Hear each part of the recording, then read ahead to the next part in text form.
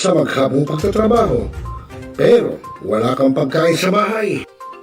Narito na ang sagot mga katropa. Ang super manok lechon. Napapawi sa inyong gutom at siguradong mapapa-anirize ka dahil sa tender juicy na jam mo pa. At siguradong malinis at bagong katay buhat sa farm. Kaya super masalasa at pangmasa pa.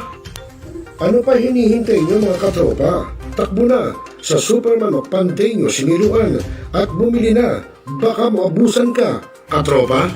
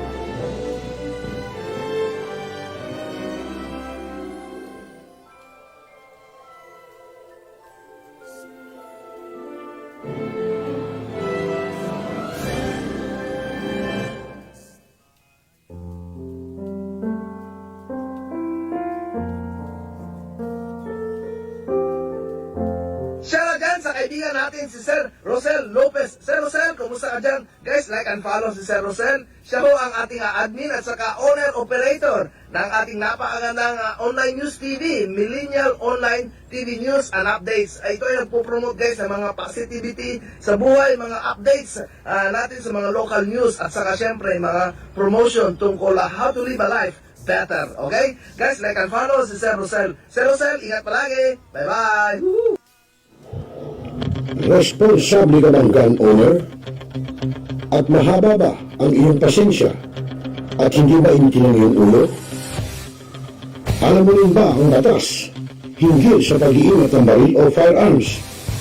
Kung hindi, A responsible gun owner. Are you a responsible gun owner?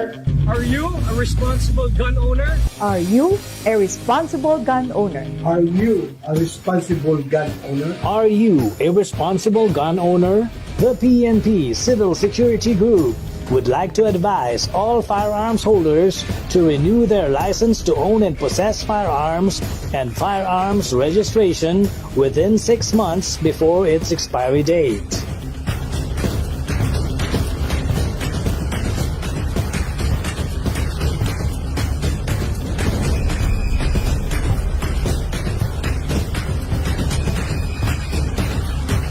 Tumawag na at makipag-ugnayan.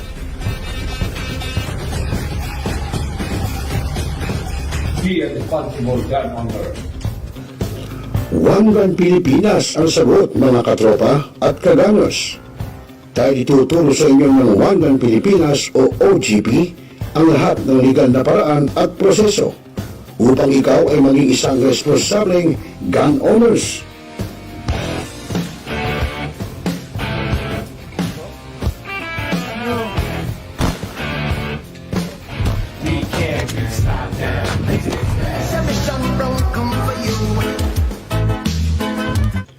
Ano pa hinihintay nyo mga kagangers? Sali na sa One Gun Pilipinas ngayon na!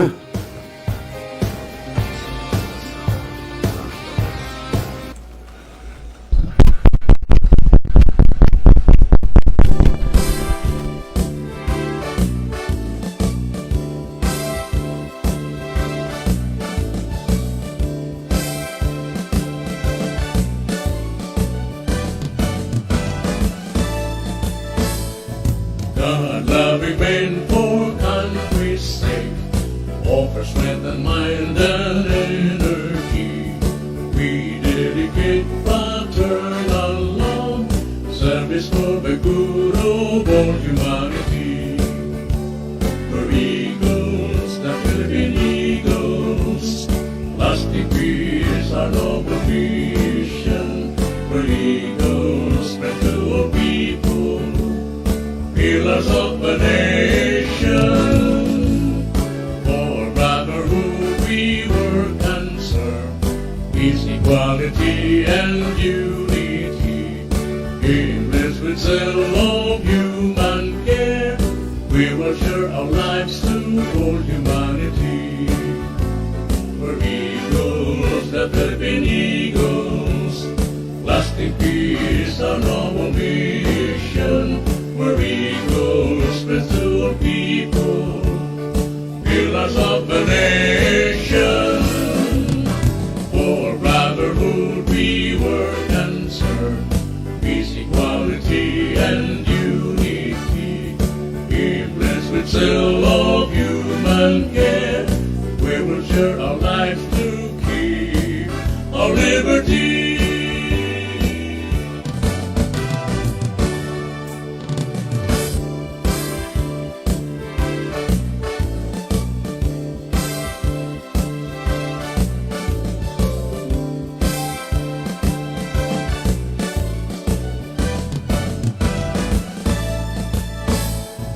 God-loving men for country's sake, offer strength and mind and energy. We dedicate ng Agila. Ako, sa buong katapatang pagsunod sa saligang batas, Magna Carta ng Agila. At Ang oras sa hudyat, alas 9 ng gabi. Panginoon, Maulang gabi sa inyo mga katropa, mga kuya, mga ate, mga bunso, mga Friends of Eagles. At syempre yung ating mga ka-gunners ng One Gun Pilipinas. Magandang gabi po sa inyo. At welcome po sa ating programang Mga Agila sa Bagong Milenyo. At syempre po katatampungan po ito na Central Luzon Region 45 Media Riders Eagles Club. At syempre po sa pangunguna ng inyong lingkod. At syempre yung ating mga aspirant, no, hindi ko na sila iisa-isahin, sila Kuya Angelo Macaraig, no, si Kuya Vice, at syempre sila Kuya Teng Diaz, sila Kuya Charles Mendoza, no, ating iba pa ng mga aspirant dyan, no, sila Kuya Leo, sila Kuya Peter, sila Kuya Will, si Ate Gina, ang ating direktor ng National Press Club of the Philippines. Ayan, magandang gabi. Yan, yung ating mga ate. Yan. At syempre, yung ating mga ibang katropa dyan, no? Abay, magandang gabi sa inyo. At syempre, naku, maulang gabi ngayon, yung ating mga riders, ingat-ingat po. Sabi nga, slippery when wet, no? Kaya medyo ingat-ingat po. At baka mamaya, nako, tayo'y medyo maano, no? Kaya medyo ingat-ingat po ng konti, no? Yung ating mga katropa dyan, ingat-ingat po. Yan. Ingat-ingat. Yan. Para, no, hindi po tayo madisgrasya. Kasi pagka po muulan, yung ibang ginagawa ng ating mga riders, hahato po ng takbo. Kaya ingat-ingat po at para isabi nga slippery when wet. Yan. Okay po na mga kaibigan. At yun, mamaya ngayon sa ating mga Agilas sa Bagong Milenyo, meron tayong itutunghay, no, na isa pong ginawang pero bago yan, no, babatiin muna natin ng mga happy birthday yung pong mga nagdadaos ng karompo ngayong buwan ng July. Noong nakaraan po, ayun, nanonood pala yung aking kabatchmate, no, si Bimbo Soteco. Nag-birthday po siya noong July 18. 18 niya ba, mate? July 18 po, then ako po 20.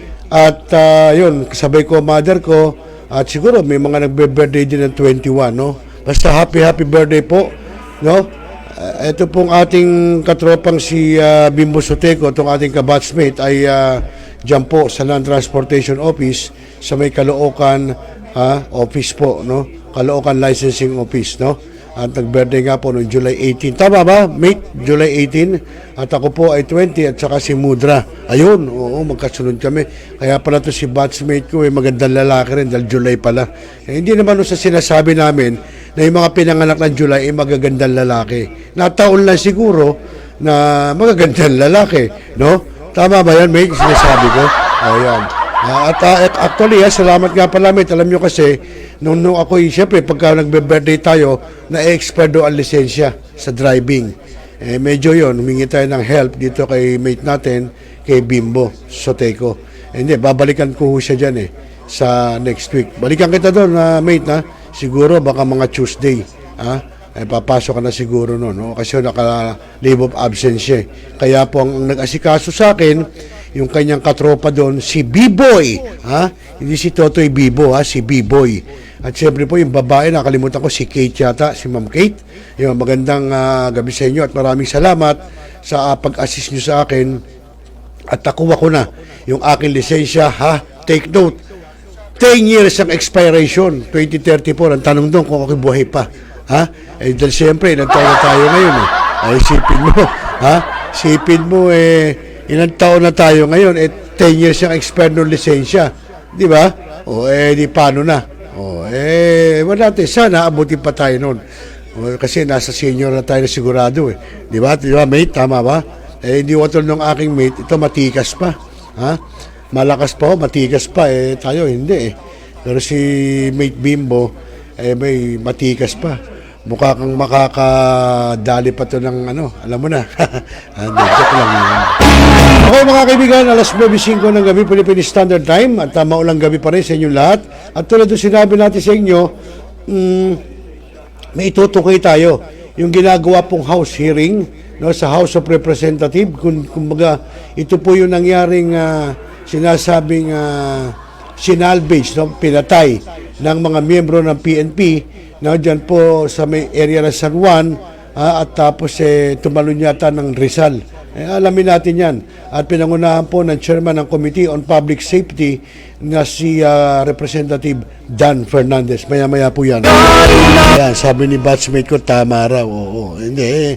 Ako naman, mate, sinasabi ko lang naman, parang nataon na pinanganak ng July, magagandang lalaki. No? Hindi ko naman sinasabing July lang. Meron ding December, meron ding June. Okay, sa mga kaibigan, at wag na nating pagtagalin, no? Ha? Oo, natatawa tuloy si batchmate Bimbo. Ha? Nasaan ka ba ngayon, mate? At ikaw ba sigurado papasok ka na bukas eh. Saan ka ba ngayon, ha? Okay, sa mga katropa, mga ka-gunners, at syempre binabati natin yung mga admin ng One Gun Pilipinas sa pangunguna po ni Corixman at syempre po ni Idol Asher, no? Asher Maghinang. Ayan. Ayan. Okay, so huwag na natin patagalin mga katropa. Ito ngayon na natin po yung ginagawang house hearing, no, tungkol nga po doon sa Department of Public Safety, no. Wala talagang gano'n, no. Teka, parang nawala, ha? Ayun, ito. Ayun, parang nawala. Kala ko nawala, dali lang. Hindi silip natin no. At dito, siyempre, may mga mananagot na pulis, no, doon sa pangyayaring ito. Alamin natin. Happy birthday, Asabado mo. Thank you, mate, ha? At makita tayo next week. Chat kita, mga siguro Tuesday. Punta ako sa iyo sa umaga, ha? Okay, mate, maraming salamat ulit, ha? Doon sa akin, at naiparehistro ko na yung aking sasakyan. Naiya ko sa iyo. Sabi mo kasi akin dati, pakitain ko ang gobyerno. Natawa tuloy ako doon sa iyo. Yun, pinarehistro ko na, mate, para naman, unang-una, siyempre, kasama na rin yan. Dahil siyempre, alam mo naman, kailangan sumusunod sa batas. Yan ay batas, no? Pero sa totoo lang, nahiya ako para akong nahiya. Nung sinabi mo, pakitrain mo naman ang gobyerno. Kasi yung motor ko, na-expire ng rehistro. Wala ho, talaga hong gano'n. Dahil tayo busy, kaya hindi ho natin na paparehistro. Pero ngayon, nakarehistro na, mate. Pwede na tayong ipanlaban. Okay, sa mga kaibigan, tungayan po natin yung ginagawang house hearing dyan po sa Kongreso, no, na pinangunahan po ni Representative Dan Fernandez. Muna natin. Hearing resume. Please all sit down, members who have been a part of that executive session.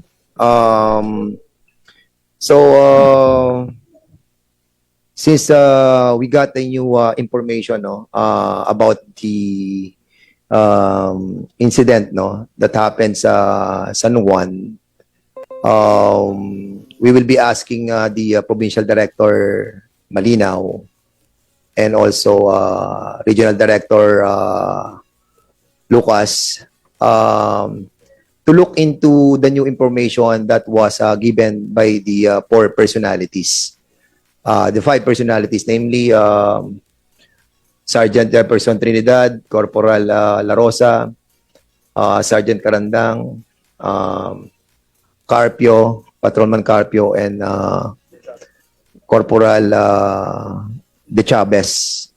So, before the committee will take action on recommending on the regional director and also to the provincial director the change of charging these people as an accused, we have to see the affidavit of these people as well. Before we suspend the hearing, Sergeant Michi Perez and Sergeant Juan Macaraig have asked us them to be heard as well on the executive session. But unfortunately, medyo we have to go back to the hearing. So, what's the pleasure of the body with regards to the request of the two PNP personnel? Mr. Chairman. Yes, Congressman Barbers. Mr. Chairman, both Perez and Macaregas manifested their intent to say something before the executive meeting. Since we were not able to accommodate them, maybe at this point, Mr. Chair, maybe we can allow them to share with us, share with the committee what they intend to say or perhaps report to the committee in today's hearing, Mr. Chair. Yeah. As a matter of fact, the executive session that we have conducted for intended purposes of that session was actually a chance that this committee has given to those PNP officers, considering that we have so much evidences and we felt that these people are not really involved on the said incident. But nevertheless, we will be weighing our decision primarily on the decision of the 2/3 of the vote of the members of this committee.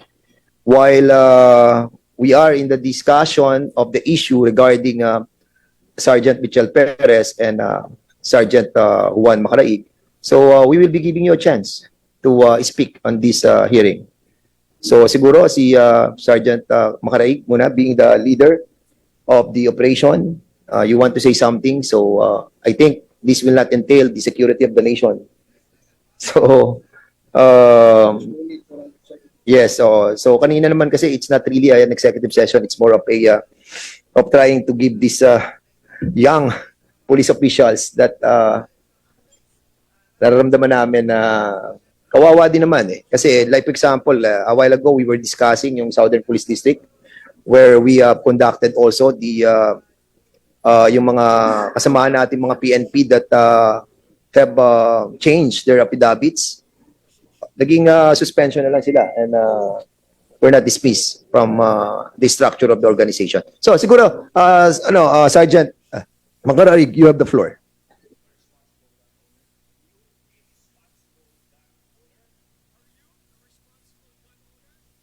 Louder, please. Executive session, sir.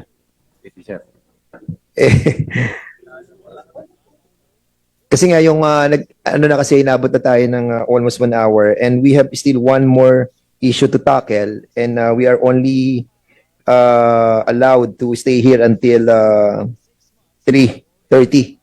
So we cannot accommodate the executive session anymore. As a matter of fact, ang dami na nag-aantay dyan. So, Sergeant Macaraig, ikwento mo na lang kung ano yung talaga nalalaman mo.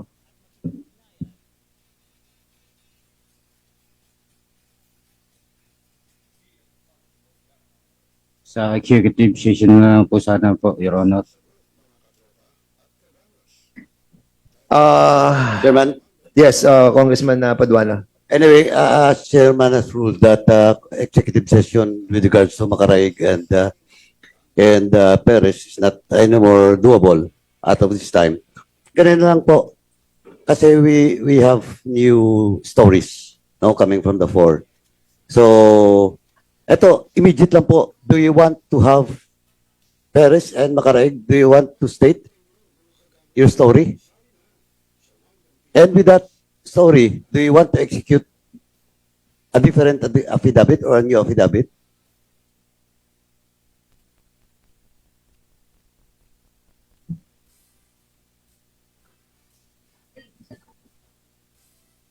Speak louder, Sergeant Michi Perez. Go ahead.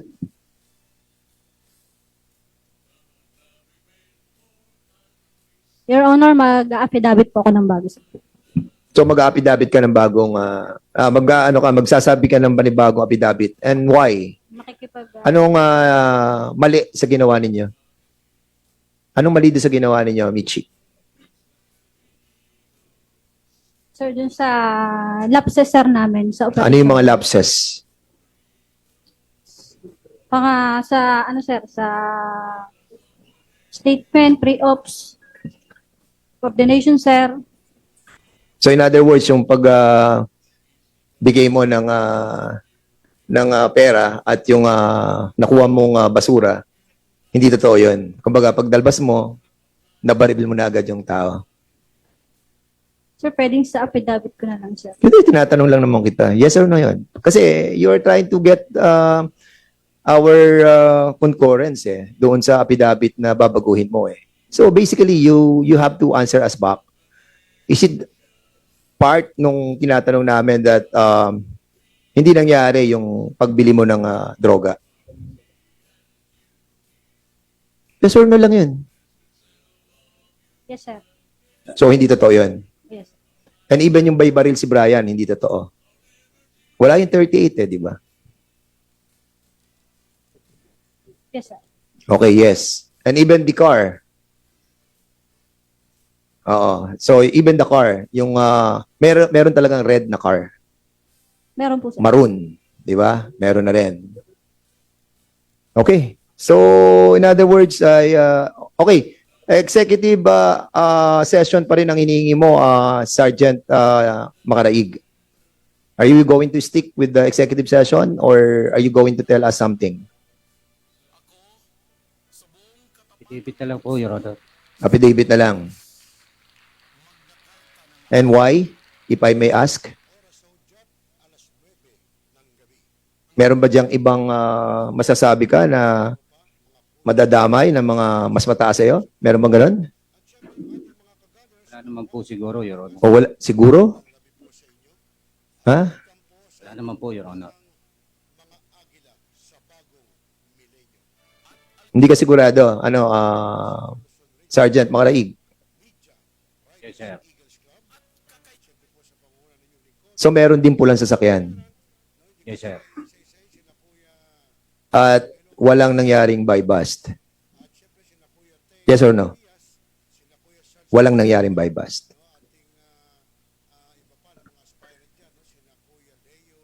So sino naglagay ng baril doon, yung walang hammer? Sir. Sino naglagay ng baril na walang hammer?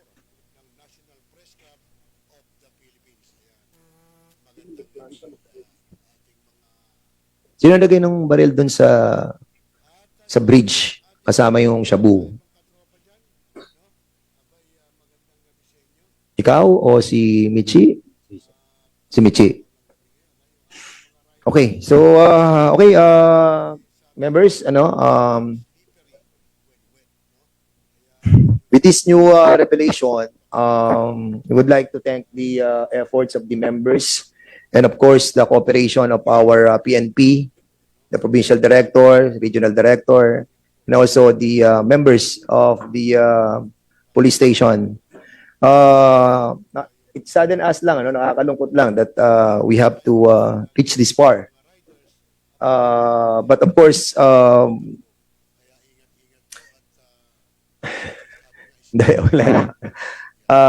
siguro as also Colonel Lintang, yung chief of police, no? Para malaman natin kung kasi meron ka rin affidavit dito, Colonel. Di ba? Yes, Your Honor. So, what do you plan to do? Are you going to stick with your affidavit? Your Honor, ang basis lang na po ng affidavit ko, Your Honor, yung reports nila na dumating sa akin. Kasi wala naman po ako sa mismong actual na operation. But you have the command responsibility. Yes, Your Honor. Yes. Di ba? You relied on the veracity of the report of your people. Yes, Your Honor.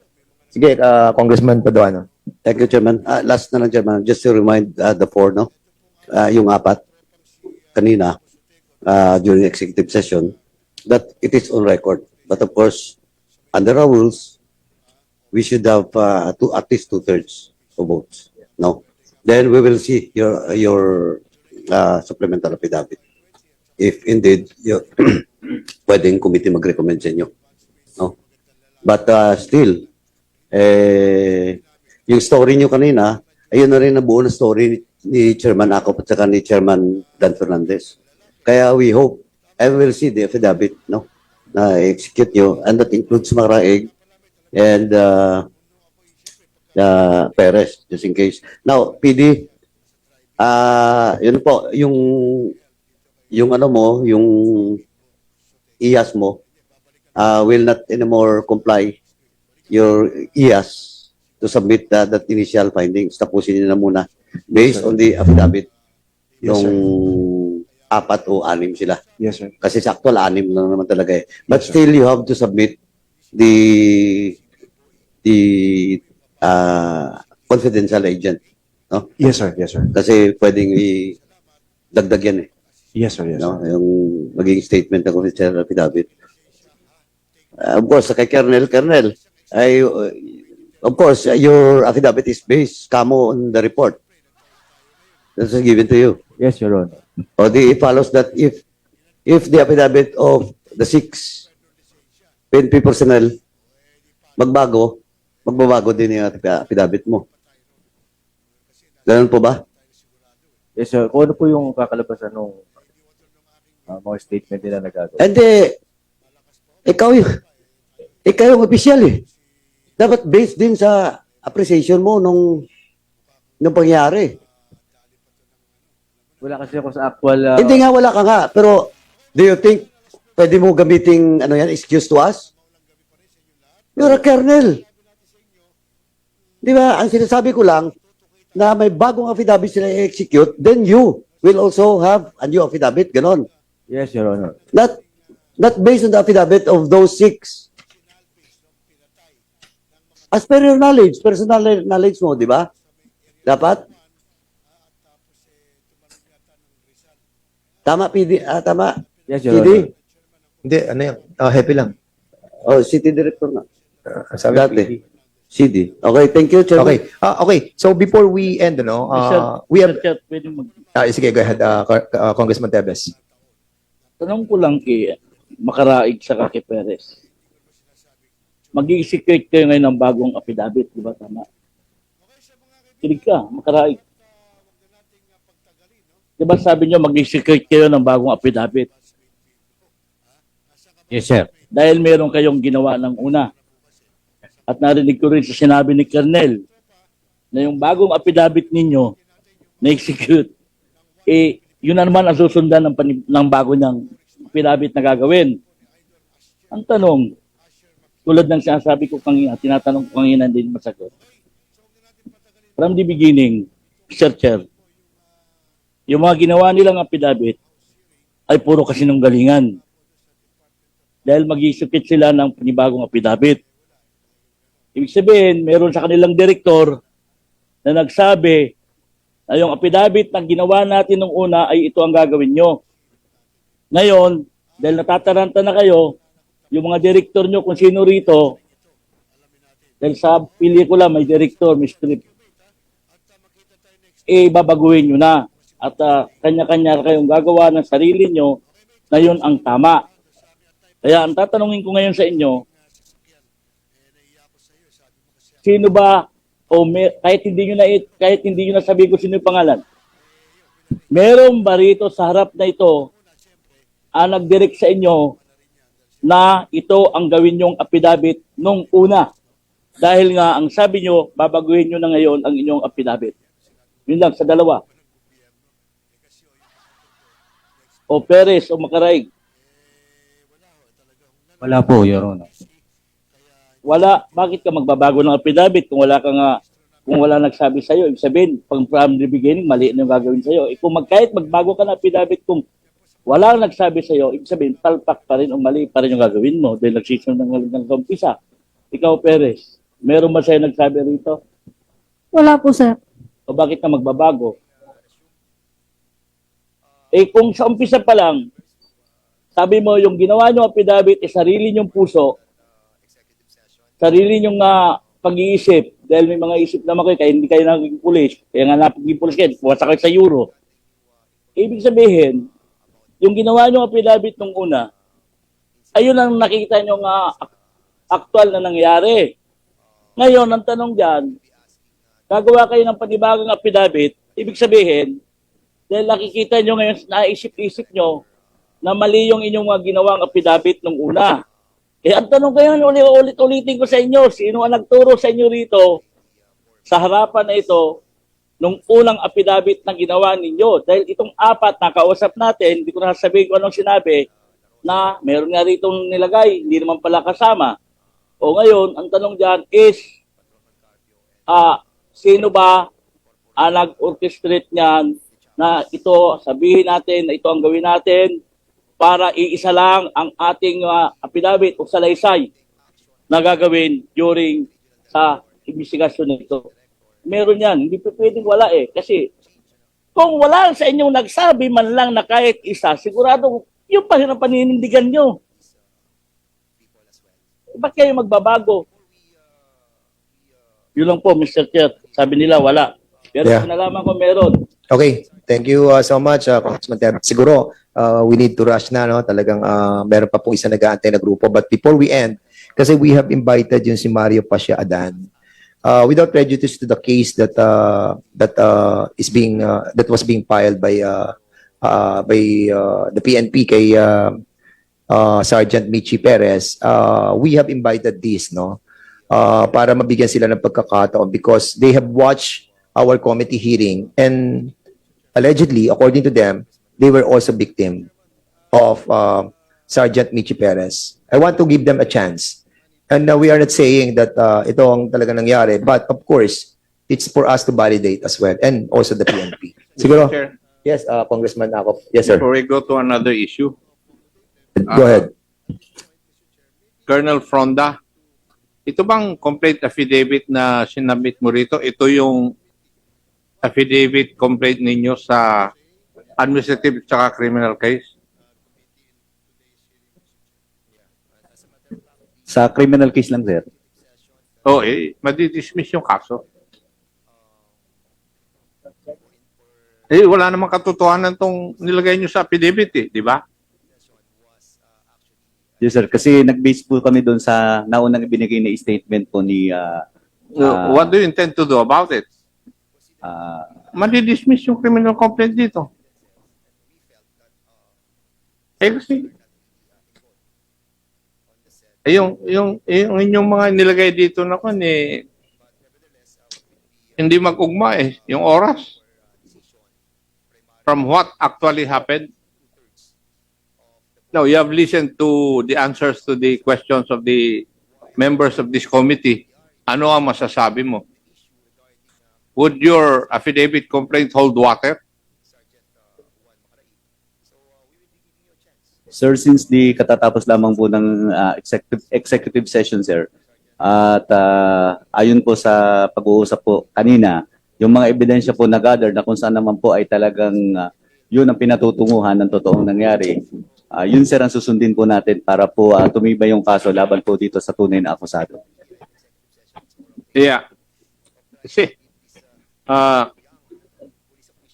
yung nakuha nyo na cartridges ay 6 according to your complaint. Example lang ito. 6. Pero 3 putok lang yung nangyari.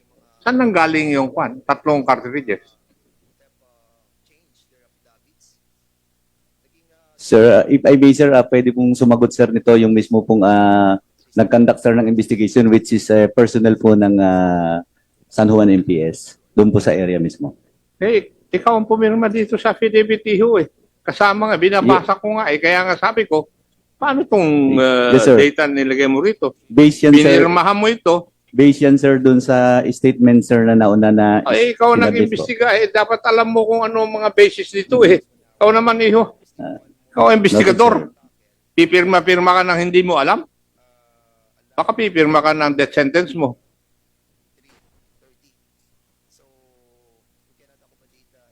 Kita. Magmula pa nung first hearing, 3 putok lang yon. And now you have 6 cartridges. Why? Mr. Chair, Sir. Thank you, Mr. Chair. I just wanted to point out na siguro maski itong affidavit complaint, ibaguhin na nila. Hindi, yun din na sinabi ko kanina Kaya that's the reason why I questioned you Di ba? Doon sa mga affidavit that we were talking about. Kasi alam naman namin yung istorya And kanina napigil lang yung aking pagko-question kay Colonel Proydan. But nevertheless, tama yung pinoint out ni General Acop about dun sa mga sinasabi niya a while ago. But before we proceed, the Chair would like to acknowledge the presence of our Deputy Speaker, napakabait, at magpapadala ng mga pagkain kasi abutin kami ng gabi si Congressman Deputy Speaker Dong Gonzales. Sir, welcome po sa committee and for the usual support.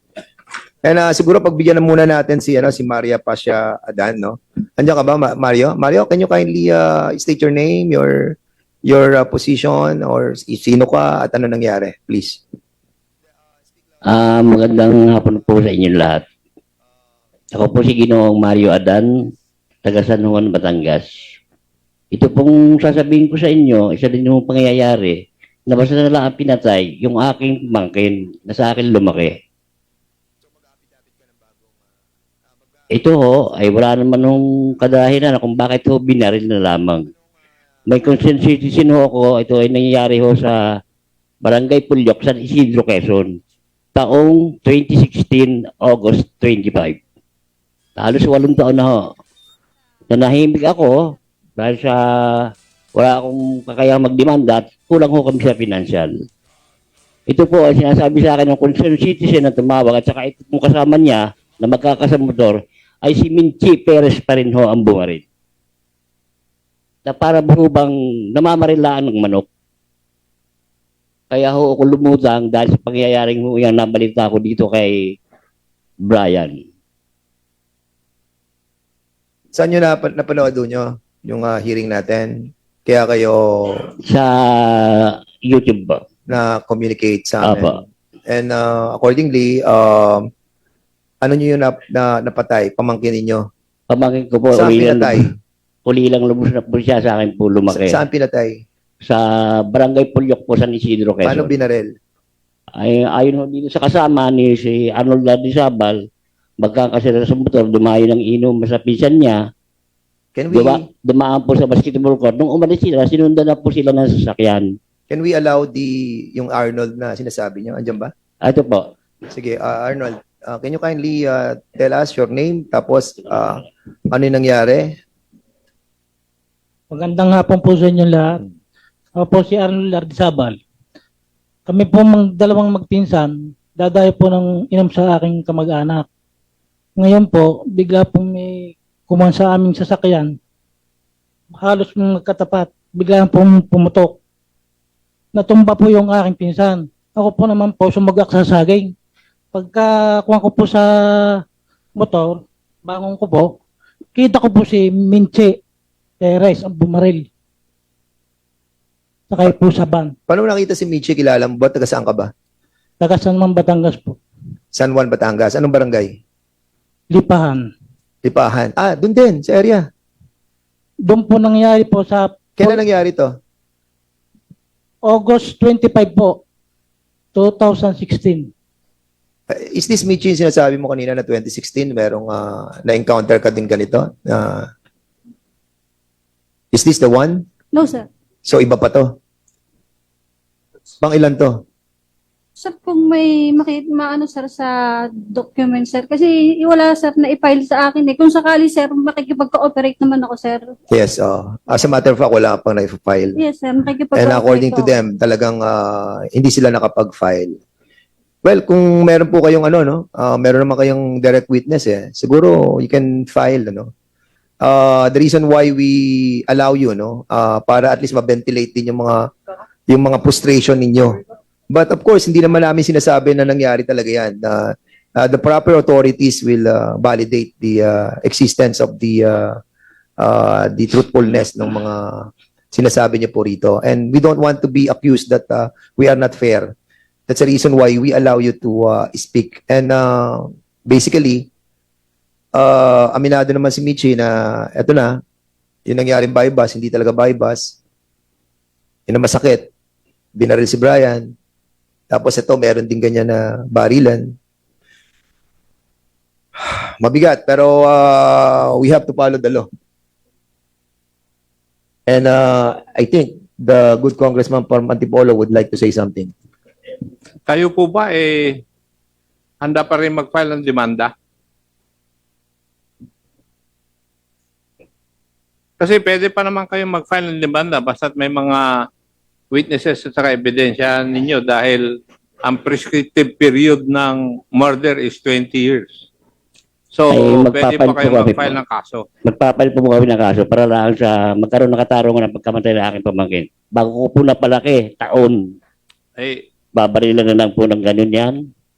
lumapit po kayo sa pulis at ng Juan, doon sa provincial commander ng, saan nangyari? Sa Quezon po, O, Candelaria. I think the RD of Region 4A will take cognizance of that. Ano po? Kaya ihanda ninyo yung inyong mga testigo, mga ebidensya. Ano po? Sige po, salamat po. Okay, so thank you so much, Congressman Acop. We will be ending this first part of our hearing, and second, yung ating po second issue will be about the Calamba and Los Baños.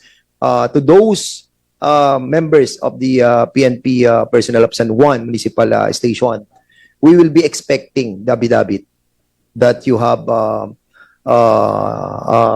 promised us in the executive session.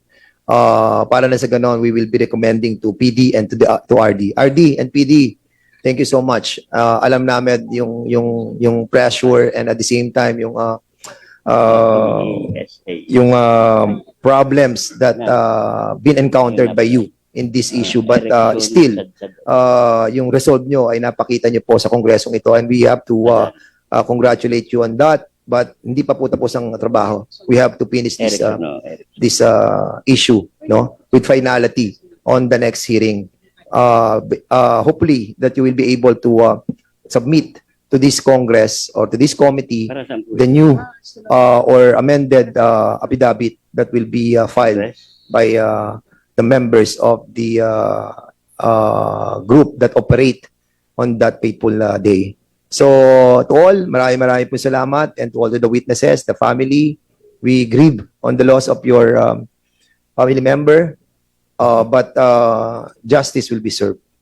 So, hearing suspended.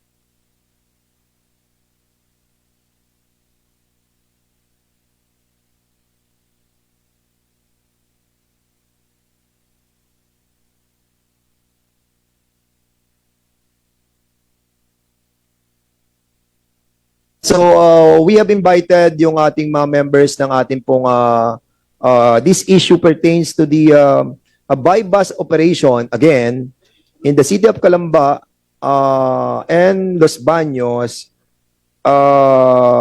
with the Garay family, wherein yung kanilang tatay sa kanilang isang anak were actually abducted. Nakidnap sila, hindi sila naging sama sa operation ng buy-bust. And we wanted to dig deeper on the problem of this always pretext of a buy-bust operation, but in reality, this is being used by our members of our PNP, those bad eggs, RD, again, PD, yung mga bad eggs lang. Ang dami nating mababait. Like for example, yung sa Los Baños, who have PD Unos, no? Maganda yung ginawa nila, but there are those na talagang makakulit pa rin. But I know that somehow and somewhere nalilinis natin yung mga marurumi nating mga kasamahan na siyang nagbibigay ng taint, masamang imahe ng ating pong kapulisan. And again and again, we are here to be a part of that building a new pace of our PNP. Marami nagagalit sa amin dyan. We know that. Marami ang nagtatampo.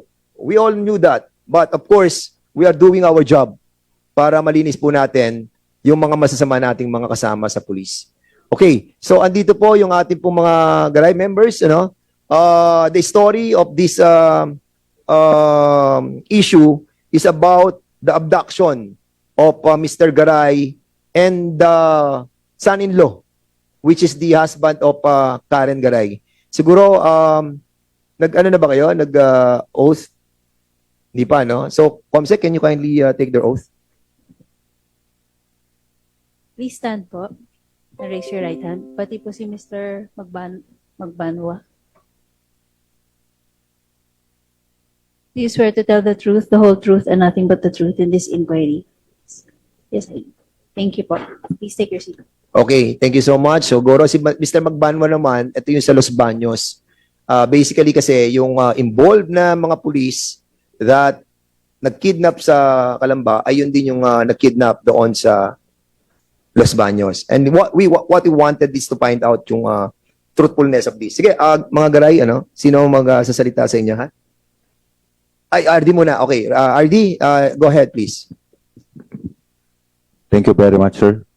To the chairman and members of this honorable committee, please allow me to discuss briefly on these two cases of kidnapping case which transpired in the Los Baños and Calamba, both in the province of Laguna. The first incident happened last January 24 of this year, wherein the victims were later identified as Jolito Garay Sr. and Aldi Racion. But this incident was only reported as a missing person last March 14 of this year. In the course of our investigation, which was conducted by the Calamba City Police Station through the effort of the Regional Director of the National Police Commission 4A, it was found out that the suspect were later identified as members of the Calamba Police Station, namely Captain Joseph Natividad, Police Staff Sergeant Franz Mali, Police Corporal Gerald Casanova, Patrolman Rody Borda, and 2 Jandos. Likewise, on March 28, another kidnapping case happened in the municipality of Los Baños, and in the course of the investigation of the police station of Los Baños, it was again found out that the suspects were identified as members of the Calamba Police Station, namely Police Staff Sergeant Raymark Basco, Police Corporal Naredo, Police Corporal Lante, Police Corporal Rody Borda, and 4 Jandos. Pareho pong lalaki yung Jandos, Your Honor. Your Honor, for the information of this honorable body, both cases po, na-file na namin po yung criminal cases po nila, and yung admin cases po nila is ongoing, Your Honor. That's all. Thank you. Okay, thank you so much, no. But unfortunately hanggang ngayon hindi pa nakikita yung mga yung mga victims. Yes, sir. Last April meron pong naiulat na 2 bangkay somewhere in Camarines Norte. So kumuha po kami ng nag-swap po ang RFU natin, yung forensic natin ng DNA nung family ni Mr. Garay. Unfortunately, hindi po nag-match yung DNA nung found cadaver sa Camarines Sur or Norte, Your Honor. Okay, so hanggang ngayon, missing pa rin talaga. Okay, 3 yon, no? 3 bale. Okay, 2 sa Calamba, isa sa Los Baños. And we have also invited the Napolcom, yung IC natin, si ARD Napolcom sa 4A, si Attorney Dimas, no? Diwas, Your Honor. Diwas, okay. You have taken cognizance sa case ng Calamba? That's true, Your Honor. But before that, I would like to inform this honorable body that it is supposed to be our regional director who should be attending this committee hearing. we would like to inform that he is on official travel in Thailand for week training. Your Honor. Anyway, hindi naman na tayo medyo magtatagal dito sa hearing na to because hanggang actually 3:30 nga lang talaga, 3 hanggang 3 lang tayo, but we will be extending for a few minutes. We wanted just to hear yung issue and then let the members maybe ask or maybe magtanong sa susunod na hearing. But I will let the members find for themselves kung they're willing to ask questions later. But of course, you want to say something, Attorney Diwas, or you want to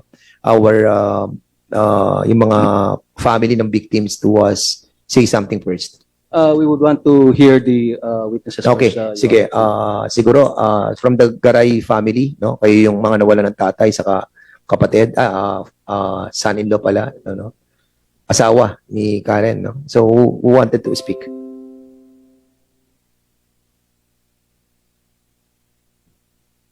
Okay, Rachel, you have the floor. Sige, makapagsalita ka na. Hello. Ako po si Rachel Garay. Anak po ni Julito Senior. Hanggang ngayon po, hindi pa po namin nakikita yung tatay ko. Mag-aanim na buwan na po ngayong 24.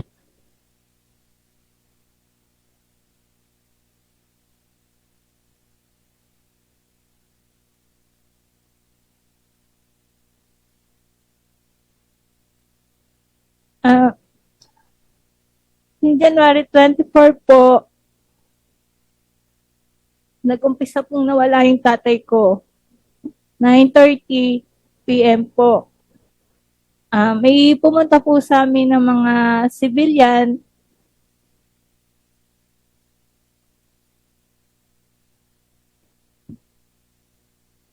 Ako po si Karen Okay, Garay. siguro compose yourself muna, Rachel, no?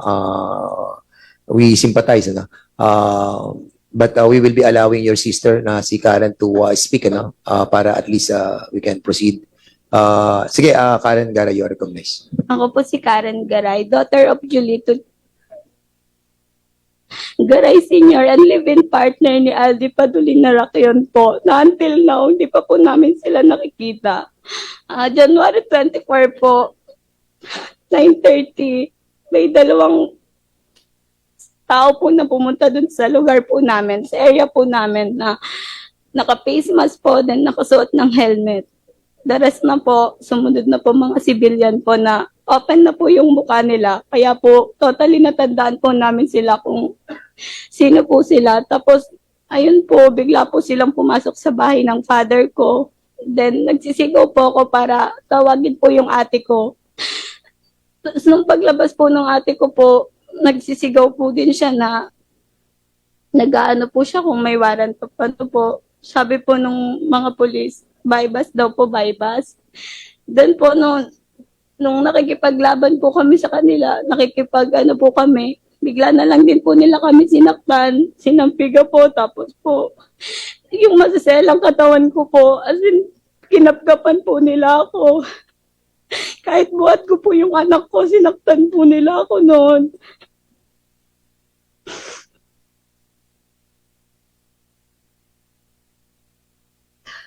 Okay, siguro ano muna natin sila so nung kayo po ay sinabihan kayo na by bus operation. So kinuha na yung tatay nyo saka yung ano niya yung asawa mo. So after noon nagpunta ba kayo sa anong ginawa niyo? Did you go to barangay or anong ginawa po niyo? Noong January 25 po, ng 5 p.m. po, pumunta na po kami. 5 a.m. po, pumunta na po kami ng police station. Nagtanong po kami doon kung meron na pong nakadetain. Ang sabi po sa amin doon, ano daw pong kaso? Ang sabi po namin, sa drugs operation po. Ang sagot po sa amin doon, wala po kaming operation na na drugs. Ang operation po namin ay puro gambling. Adi nung ano pong yon, naghintay pa rin po kami ng mga ilang oras po doon, baka po may dalhin. Talaga pong wala. Lahat na po ng police station, hanggang Binyan po, nakarating po kami, hanggang Tanawan. Wala po kaming gano'n na taong nakadetain. Kaya po kami, lumapit na po kami noon sa Napolcom para po kami matulungan. Okay, so nung pumupunta kayo sa Calamba Station, so walang sinasabi nilang walang operation na gano'n nung araw na yun, nung gabing yun, wala. Opo. So siguro PD, Unos, can you kindly tell us about this situation during the time that papunta sila doon, tapos wala pala silang bypass operation? Were there a scheduled operation during that time of January 28? Nung gabi siya, di ba? January 24.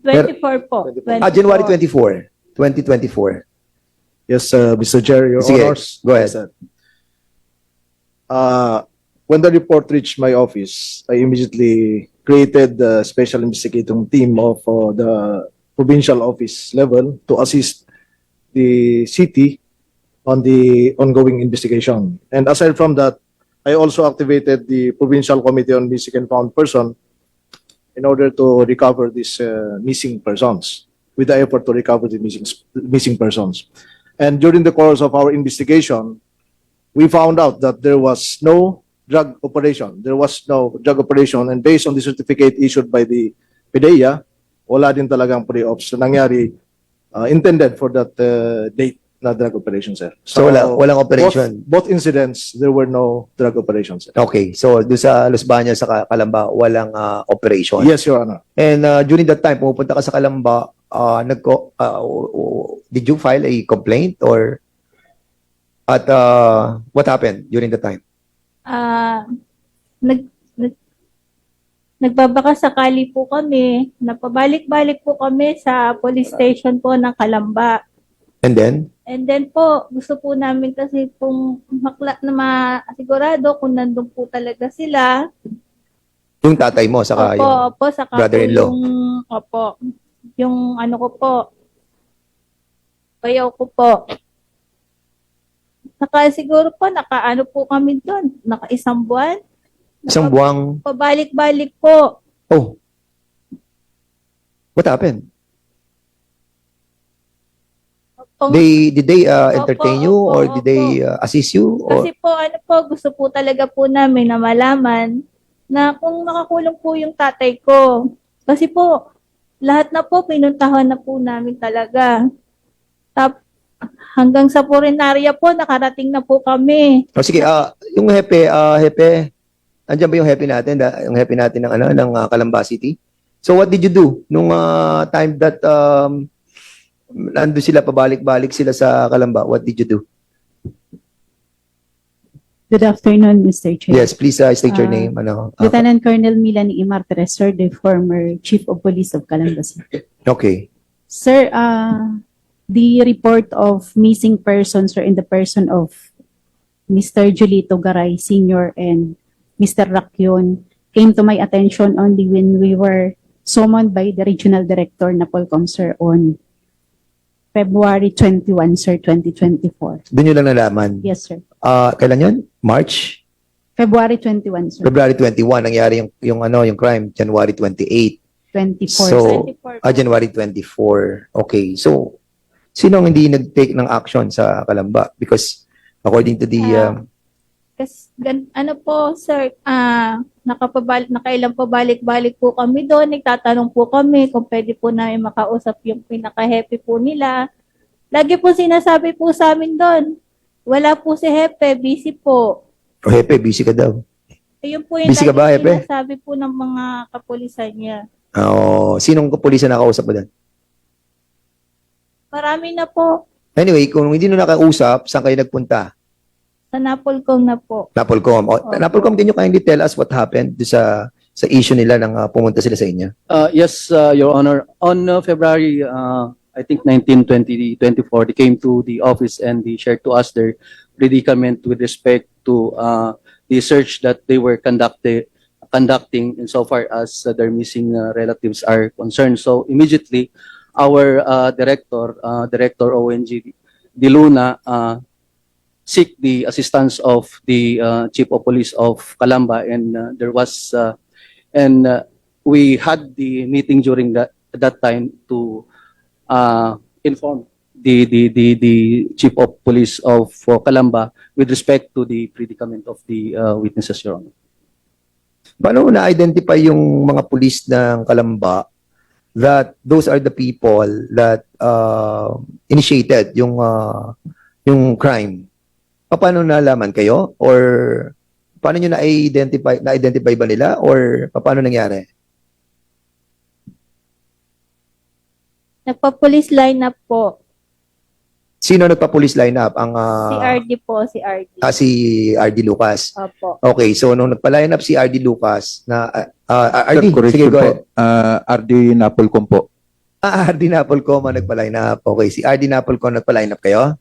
That's true, Your Honor, because we are also clueless as to the identity of the suspect, aside from the information that they shared to us that during the alleged incident, some of those civilian claimed that they were conducting bypass operation. So what we did was to seek information from Calamba Police Station, and that is when we came up with the strategy to have a police lineup. So paano nyo ginawa yung lineup ng mga PNP? With the coordination of the provincial director of Laguna, and then You confirm that, PD, that you have coordination on the lineup process that have been conducted by Napolcom?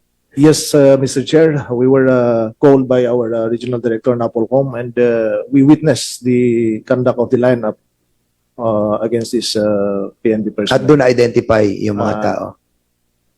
Three lineup. Tatlong lineup ang ginawa ninyo? 3 occasions. 3 different sets. dates? Yes, yes, sir. Oh. Involving around 50 personnel of Calamba. Okay, at And na-identify nila? And then Separately? And separately, sir. In different venues. So different venues, separate witnesses, identified? Same witnesses, and different PNP personnel. Okay. So yun na lumabas yung... and they positively identified this... at kasama natin yung mga... including those respondents, sir. Andito yung mga respondents? They are not invited during... hindi natin na-invite yung mga personalities, no? Yes, Your Honor. Hindi natin na-invite. Yes, sir. Pero you positively identified those, positively identified by the Garay family? Yes po. Okay. So now yung ang pinagtataka ko PD from Di Calamba na identified nila yung isa, yun din na nakita dun sa Los Baños. Will you confirm this that yung involved dun sa Calamba na nag-abduct, yun din na nag-abduct sa Magbanwa? Is this correct? Yes, Mr. Chair. One of those identified in the Calamba case was also identified at the Los Baños case, Your Honor. And meron pa tayong mga John Does. And we have also John Does. Kasi nakaka-worry yan no? Kasi kung nangyari yan, no? Sa Calamba, Los Baños, di ba? Yes, Your Honor. At ang pretext nila is by bust, at tapos meron palang kidnapping na nangyayari. I think and we have a problem. If I may, sir, and those are the reason why we immediately relieved them from their unit. They assigned to provincial office and later requested for the restriction. And now they're under restriction to the regional office, Your Honor. Siguro, tanungin natin si Mr. Magbanwa. Mr. Magbanwa, can you kindly tell your story, no? Sino po kayo at ano po relasyon niyo sa biktima? Una sa lahat, magandang hapon po. Ako po si Erwin Magbanwa, tubong Barangay Minapasok, Calatrava, Negros Occidental. Naninirahan po ako ngayon dito sa Los Baños, sa Barangay Malinta, Los Baños, Laguna. Ganito po yung nangyari sa kapatid ko po. February, bali nung time na yun, February po, nagkasakit po yun. Tapos, pinakumpine ko po yan sa bae. Ngayon, hindi po siya, bali 1 week, hindi po talaga gumaling. Pinalipat po namin sa sa Manila po. Tapos nung March 21 po, umuwi na siya. After March 25 po, nung gabi, mayroon pong isang babae na pumunta po sa kanyang barracks. Inamuagahan po March 26 na wala ang kapatid ko. Pero bago yun, nalaman namin na nawala siya March 28 na po. Dahil tumawag po yung kapatid ko. Sorry po.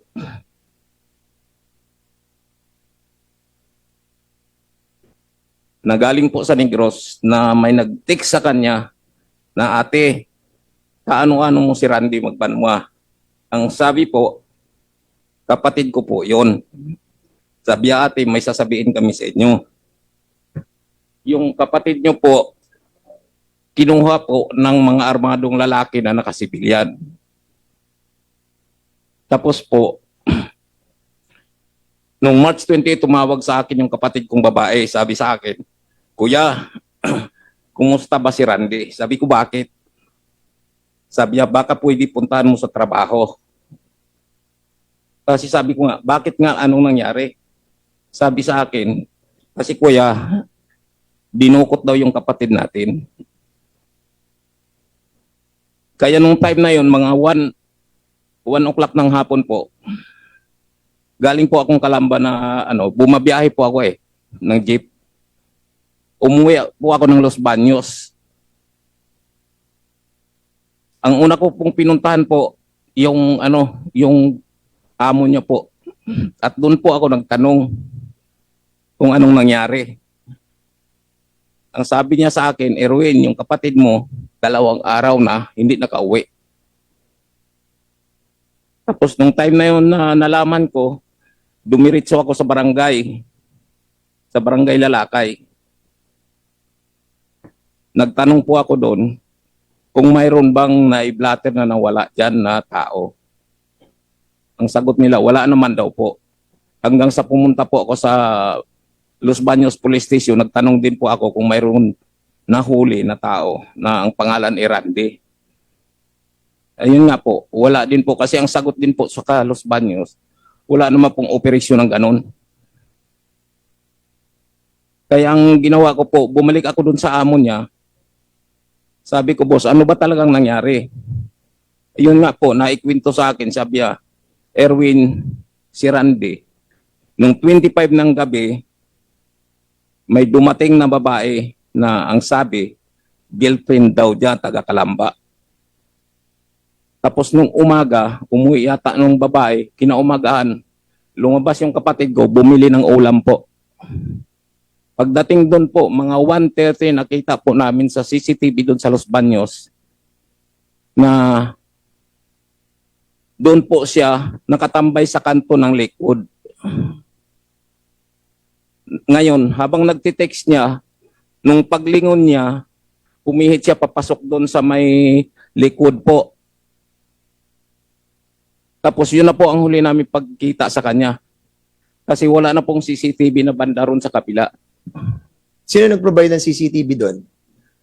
Bali po, Your Honor, yung CCTV po, doon mismo sa munisipyo po ng Los Baños. Bali, nung time na nag-report na po ako sa pulis, sinamahan po ako ng isang investigador, pinanood namin po sa video, doon sa CCTV. So, from municipal station ng Los Baños. Tepe, PD, sinong natin doon, ang chief of police during that time? We have here the former chief of police, Si Your Honor. Jolimar Celatario? Siya ba yan? Yes, Mr. Chair. What did you, done during that time? Good afternoon po, Your Honor. After receiving that information, sir, we conducted a follow-up and viewing of CCTVs dun po sa mga resort na katabi and sa National Highway po. Dire-diretso po yung aming ginawa. Dahil sa nagkataon po nga mahal na araw yon, bumalik po uli kami. Meron po kami nga na-secure na isang witness natin po doon sa resort kung saan po nangyari yung abduction incident. Yes, at doon yun na-identify na yung isang suspect ay yung police na nanggaling sa Kalamba. Na-identify po nung witness yung 4 na suspect po natin and 4 Jandos po.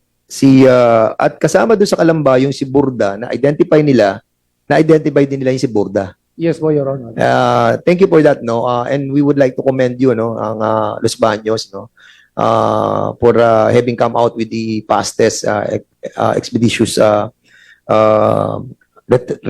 retrieval of those CCTV, no? And we're able to capture yung mga mukha ng mga pulis. And these all 4 operatives ay nanggaling saan? From upon validation po, Your Honor, from Calamba Component City Police Station. Kalamba. Okay. And I think we have to invite those personalities, ano? Kasi sila yung involved dito, sila yung involved doon, at hanggang ngayon, nawawala pa rin yung tao, hindi pa rin nakikita.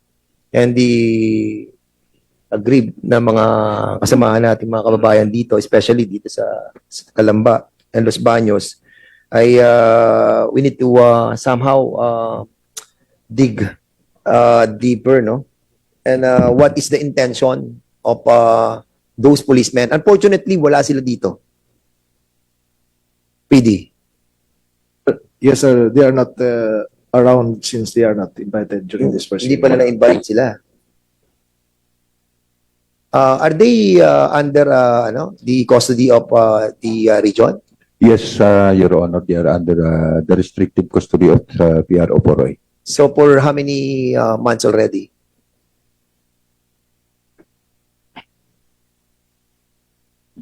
Nevertheless, we will be trying to invite them over on the next hearing, no?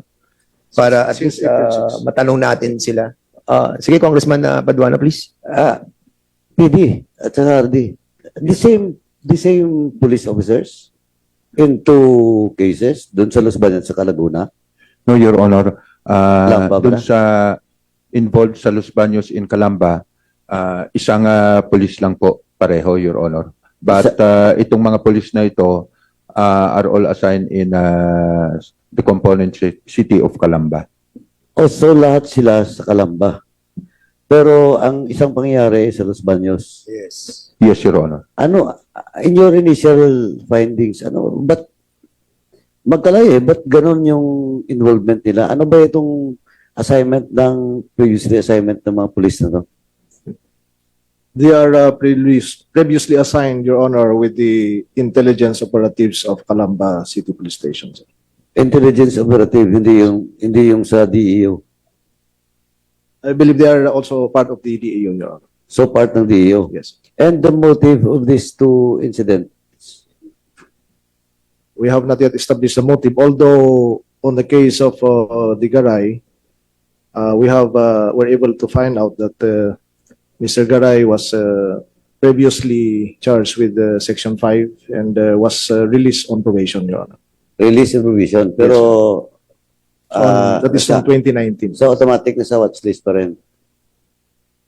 Yes, Your Honor.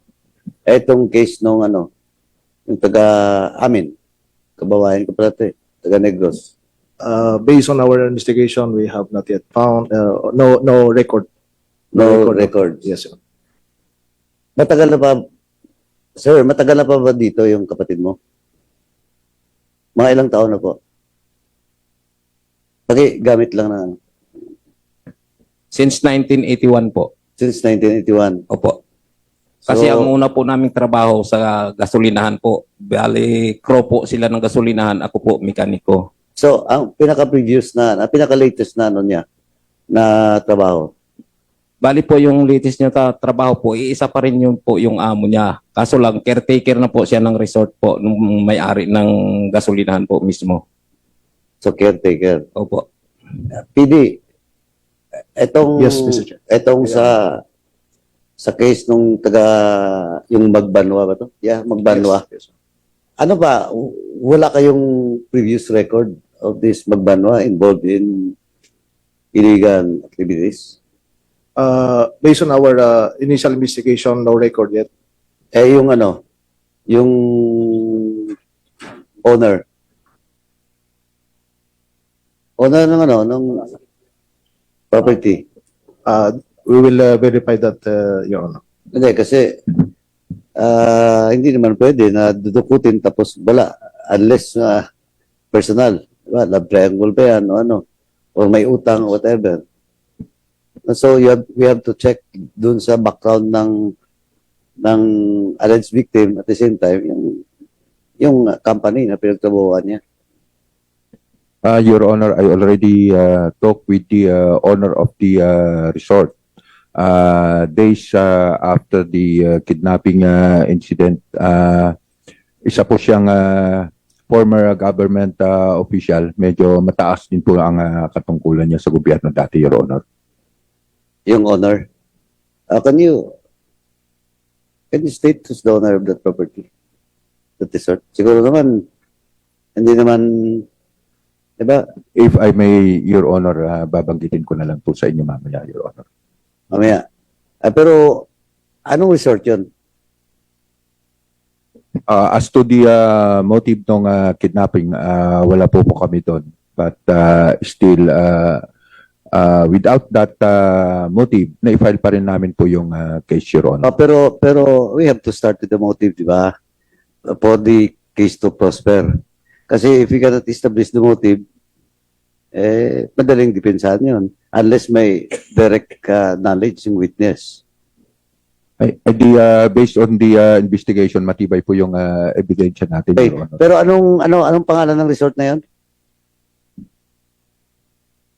Maybe the IOC and the Chief of Police of Los Baños will give details on that, Your Honor. Sir, yung name ng resort, sir, is Antonio Resort, sir. Antonio Resort. Yes, And what's the address of that Antonio Resort? Address sir, po. that is a family name of former Hindi, yung ano, yung Barangay address. Lalakay, sir, Los Baños. Barangay Lalakay. Lalakad. Los Former, Baños. Iho? Former? You were about to say something eh. Former? Kami sa, ano lang, sir, is Oh, ikaw naman, Iho. Huwag mo na akong bulahin. Meron ka sasabihin. Ano yun? yes, sir, owner of former retired General Antonio, sir. Oh, what's the first name? I forgot the first name, sir. Maraming Antonio eh. Ang apelyido. Dali. You forgot the first name. Pwede ba yun? Nag-file na ko ng case. May case build-up, lahat-lahat. Siyempre, nakapangalan, nakalagay doon. The owner of this resort is certain blah, blah, blah. Ayan, si RD. Yeah, RD, you ask the chairman if you will be allowed to, to approach the Chairman Akop. Chairman, will you allow RD? Thank you, Chairman.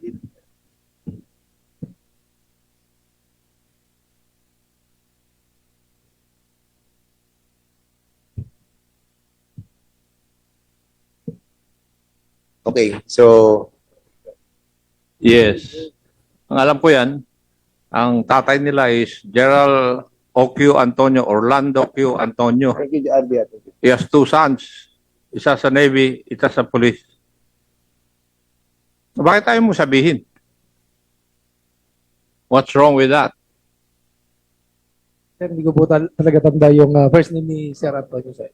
Investigador, chief of police ka doon eh, dapat alam mo. okay, thank you Congressman Acop. Thank you Congressman Paduano. We can possibly dig deeper on this problem no kapag naimbita po natin yung mga nasa restrictive custody ng regional office no. So we will be suspending for the meantime para at least makapagtanong kami. Wala kaming matanong eh. Kasi wala dito yung mga respondents no. And I thought that they were invited. Unfortunately, hindi pala natin na invite. So we will be inviting them over in the next hearing. So, Congressman Barbers, please. Isang tanong lang sa pamilya na Garay. Meron sa inyo pagkakalam ba, meron bang record yung father nyo? Meron po. Noong 2019 po. 2019, ano po ang record niya? Ano po siya, sumuko po siya sa Tokhang. watchlist po. So, Sa Tokhang kumbaga, po. yung Oplan Tokhang, sumurrender siya doon. Opo, sa barangay po. Yung husband mo naman, ano, Karen? Ano namang record? No record po. Walang record. Sige, thank you, Mr. Chair.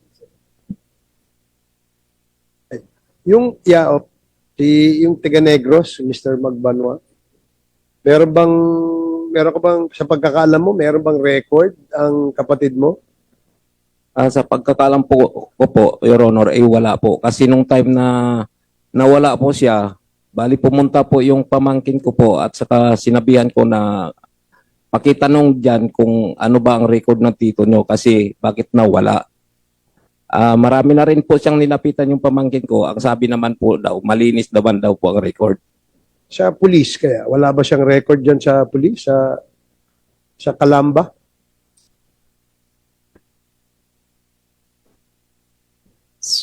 None so far, sir. We do not have the record on the drugs watch list of Mr. Magbanwa, sir. Thank you. Thank you, Mr. Chair. Okay, Congressman Acop. May I know who is investigating these cases? PD. Mr. Chair, Your Honors, in the case of Magbanwa, it was the Los Baños Municipal Police Station who filed the criminal case. And in the case of the Garay, it was the CIDG PFU, Your Honor. Ano ang krimen na final? In the case of Magbanwa, it's kidnapping, Your Honor. How about the other? The other, Calamba? the Calamba case, violation of domicile, kidnapping and serious illegal detention, and violation of 293, robbery, Your Honor. Robbery? Yes, Bakit? Your Honor. There was an alleged robbery of a cell phone based on the course of the investigation, Your Honor. That would be elaborated by the CIDG, if I may, sir. Normally, ang isang investigador, meron siyang, kung hindi pa kumpleto yung kanyang mga ebidensya, meron siyang theories na naisip. May nung theories ninyo?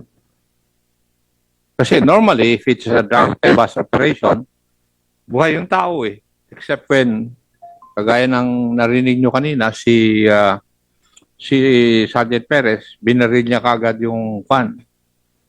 Di ba? But normally, in yung by bus operations, hindi namamatay yung kwan. In this case, missing sila eh.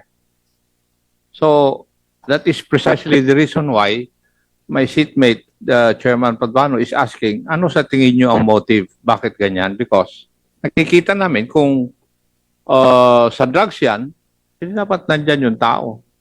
Unless lumaban, kagaya ng sinasabi nyo palagi. Di ba? So ano ang theories ninyo? You just filed the cases? Your Honor, may we refer this query to the CIDG investigators, Your Honor? No, yung Los Baños. Hindi, yung nag-file ang kaso doon, nag-investiga, Los Baños eh. Yeah, police station ng Las Bañas.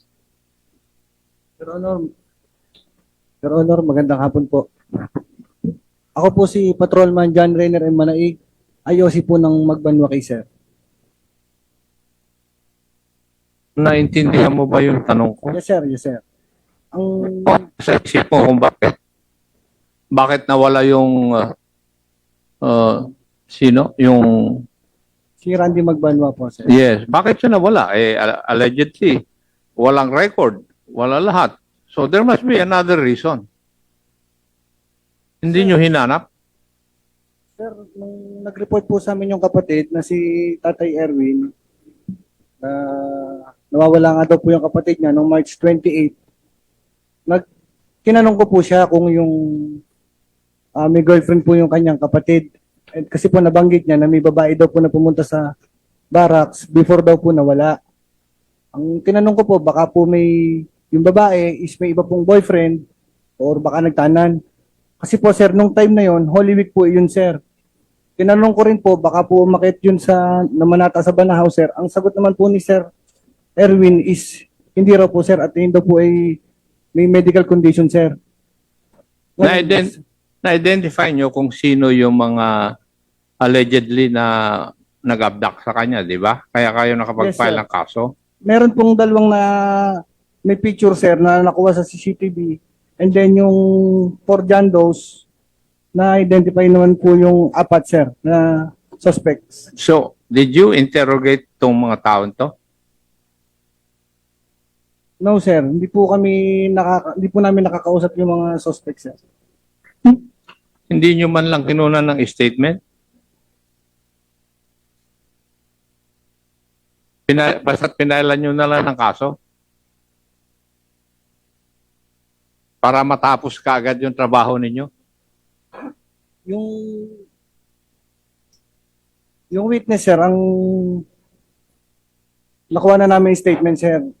Oo nga, ang tinatanong ko, yung mga respondent, hindi ba dapat bago nyo i-final yung kaso, inimbitahan nyo sana sila kung magbibigay sila ng statement doon sa charges that you're going to file against them? Hindi na po namin nakuha na ng statement. Thank you, Mr. Chair. Okay, thank you so much. No, siguro we will be suspending for the meantime our hearing, no, kasi lampas na po tayo sa oras, and at the same time we need to ask yung mga respondents doon sa yung mga yung accused pala, yung respondents. So for the meantime, if there are no other queries from the members of this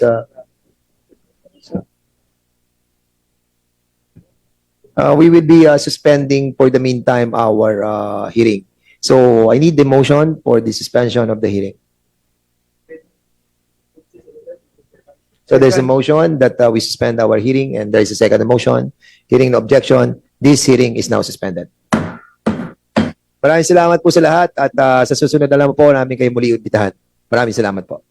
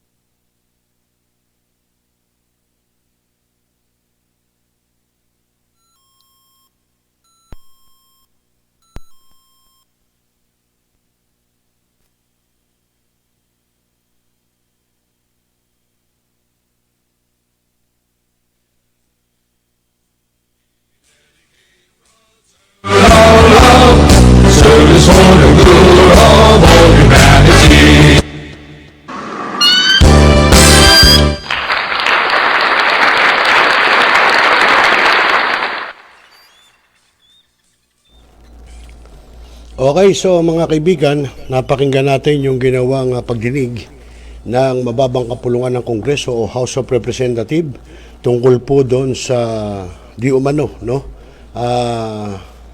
Anomalya na nakinasasangkutan po ng ating mga miyembro ng Philippine National Police. At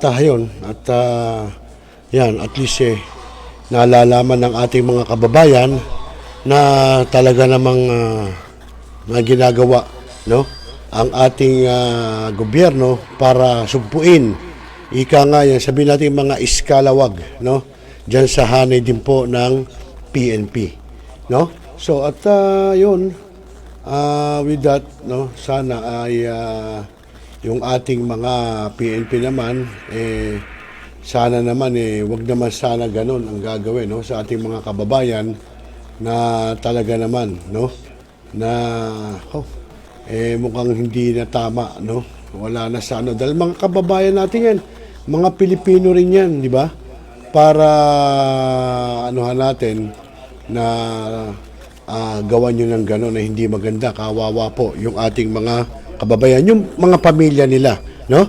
Okay mga kaibigan, sa oras na alas 10:26 po ng gabi, Philippine Standard Time, ay batiin muna natin po itong ating mga katropa, ating mga kakuya, no, sina yung batch, no, 1995 ng Arellano University diyan sa Malabon City, no? At ang pagpababati po ay buhat po kay Lawrence de Guzman Punsalan, no?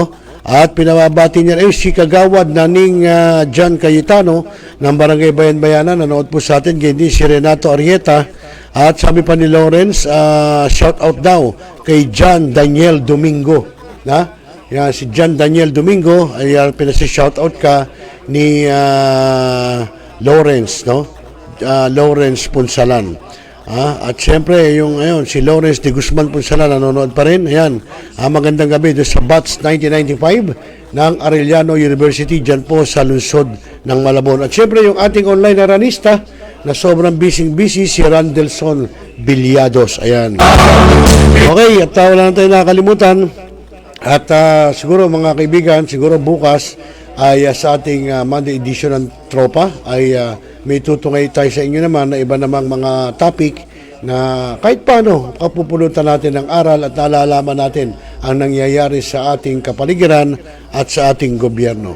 Okay mga kaibigan, muli po ako inyong naging kasama, naging kakosa, naging kakuya, kaate, kabuso at Prince of Eagles at ka-gunners ng One Gun Pilipinas at syempre yung ating mga idol dyan, ano? Sina Admin Corixman at Admin Asher Maghinang. Ako po inyong lingkod, Rosel Lopez. Magandang gabi Pilipinas at mapayapang magdamag. Magandang gabi po.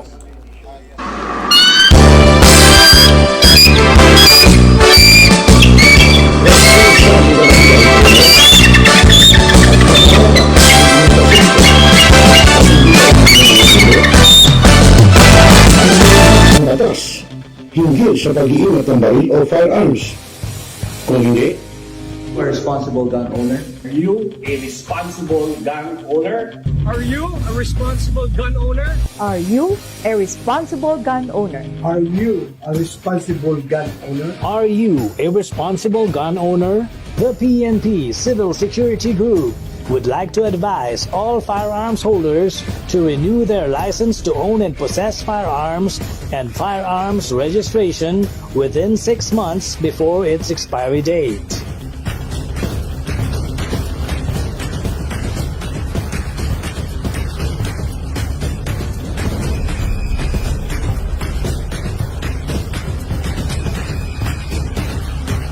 Tumawag na at makipag-ugnayan.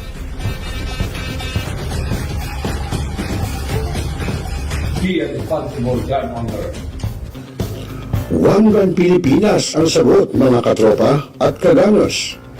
Dahil ituturo sa inyo ng One Gun Pilipinas o OGP ang lahat ng legal na paraan at proseso upang ikaw ay maging isang responsableng gun owners.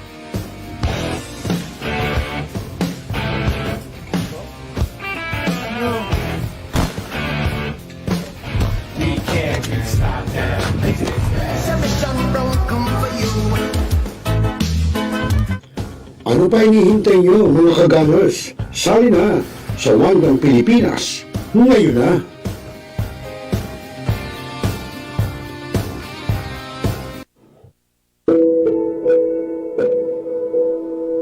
Ikaw ba'y nag-iisa? Malulungkot? Dahil iniwan at ipinagpalit? Niloko? Nanging minamahal? Kung ngayon, i-type sa inyong mga cellphone, Facebook o YouTube man ang Millennial Online TV. Dahil nasa Millennial Online TV na ang online realista ng bagong milenyo, si Randall Villanos. Sana'y di magmaliw kung dati kung araw nang di pang bata sa piling ni nanay. Nais kong mauli ang awit ninang mahal. You are the one who makes me happy when everything else turns to gray. Walk on through the rain. Walk on through the rain. Though your dreams be tossed and blown,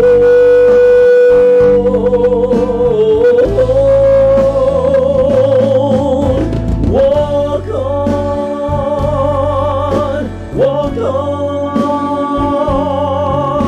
with hope in your heart. At haharanahin kayo ni Randall ng iba't ibang awitin para maibsan ang inyong inip at kalungkutan kahit nasaan man kayo. Hanggang sa tumanda.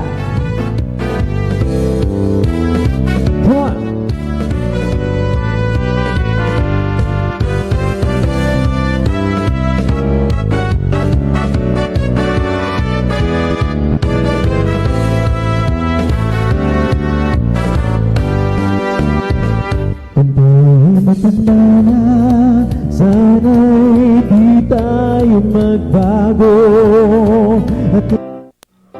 At pwede rin kayong makidulit kay Randall tuwing Huwebes ng hapon. Ano pa hinihintay nyo mga kamilenyo? Tawag na!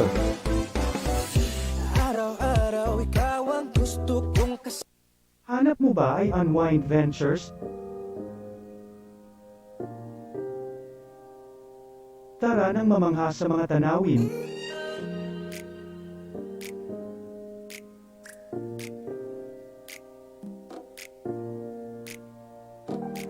Ano man ang iyong travel goals?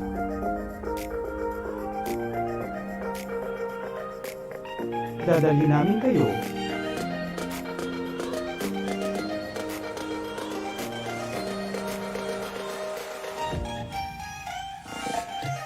Sa Unwind Ventures at Saya.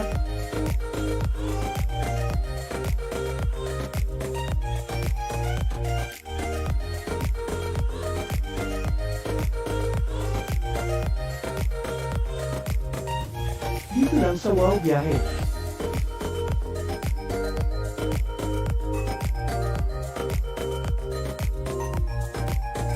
Kaya wow, di ba?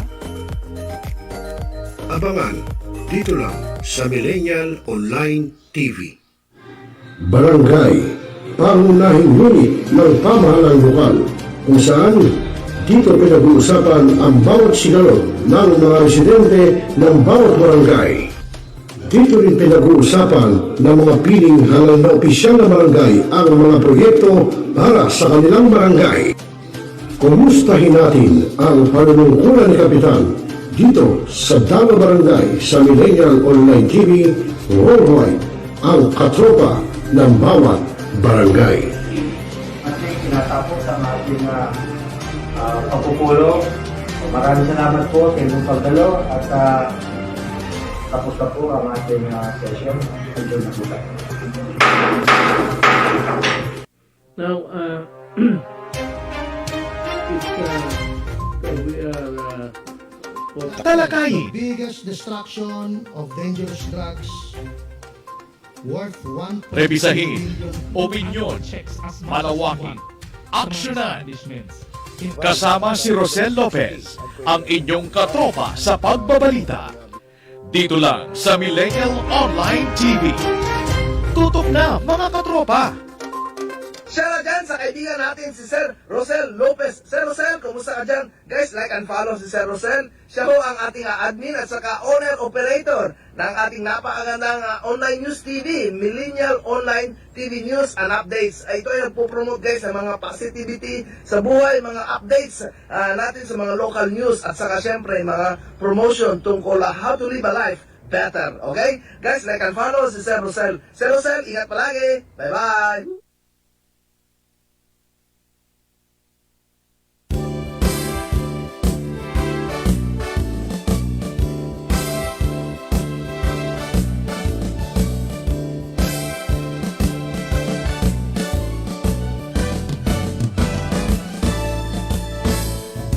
God loving men for country's sake, offer strength and mind and energy.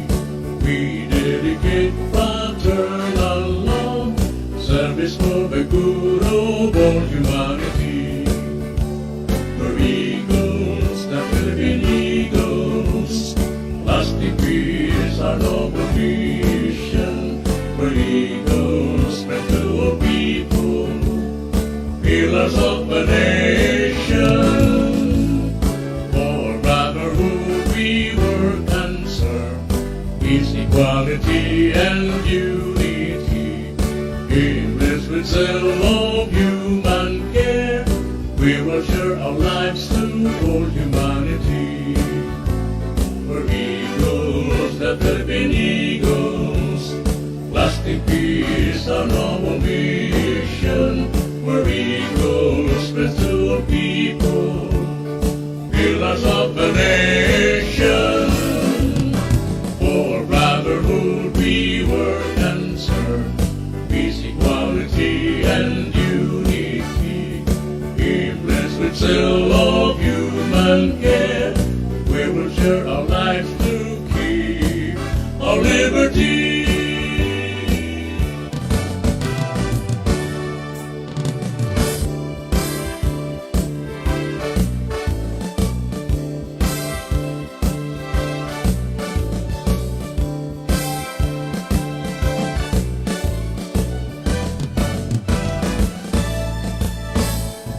God loving men for country's sake, offer strength and mind and energy. We dedicate fraternal love, service for the good of all. Hi, this is Opang Hilary Gadon. Nananawagan ako sa ating mga katropa, no? At mga kaibigan, mga kababayan, na palaging tumutok sa Millennial Online TV. At yan ay pinangunahan at yan ay pinangangasiwaan ng aking kaibigan na si Rosel. At ang mga nanonood dyan ay hindi bobo!